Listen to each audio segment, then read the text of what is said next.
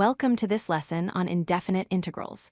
In calculus, you have likely learned how to take a derivative. Today, we are going to look at the reverse process. We will explore what happens when we want to go backward from a derivative to the original function. The core formula we will use is shown here. The integral of f of x with respect to x equals capital F of x plus c. Let's clarify the relationship between differentiation and integration. On the left, we have differentiation. This is where we start with a function, capital F, and find its slope or rate of change, which gives us little f. Integration is simply the reverse path. We start with the rate of change, little f, and we want to discover the original function, capital F. This backward process is called finding the antiderivative. The notation can look a bit scary at first, so let's break it down piece by piece. The long S-shaped symbol on the far left is the integral symbol. The function inside, f of x, is called the integrand. This is what we are integrating.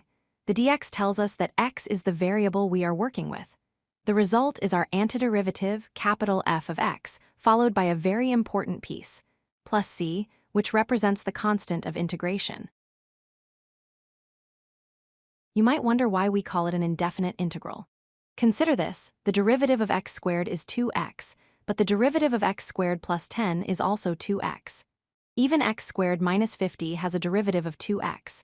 So, if I ask you to integrate 2x, which answer is correct? Is it x squared or x squared plus 10? Because we don't know the exact starting number, the answer isn't definite. It is a whole family of functions. This brings us to the most famous error in calculus students' work. Forgetting the plus c because the derivative of any constant number is 0, that information vanishes. When we integrate, we have to acknowledge that a constant might have been there. We add the symbol c to represent any arbitrary constant number. It is not optional, it is mathematically essential. Here is a visual way to understand the constant c. All three curves shown here are parabolas. Notice that they have the exact same shape and slope at every x value. The only difference is their vertical position. The red curve is shifted up by 2, the blue curve is at 0, and the green curve is shifted down by 2. The plus c simply handles this vertical shift, representing the entire family of parallel curves. Now let's look at the most common rule you will use, the power rule for integration. To integrate x to the power of n, you follow 3 simple steps. First, take the exponent and add 1 to it. Second, divide the entire term by that new exponent. Finally, do not forget to add c. This rule works for any power, as long as n is not equal to -1. Let's apply the power rule to a real problem. We want to find the integral of 5 times x to the 4th power. First, we keep the constant 5. Then, we look at the exponent 4. We add 1 to it, making it 5. Then we divide by that new number 5. As you can see, the 5 on top and the 5 on the bottom cancel out perfectly. We are left with x to the 5th power plus c. There are 2 helpful properties that make integration easier. First is the sum and difference rule. If you have multiple terms added or subtracted, you can integrate each one separately. Second is the constant multiple rule.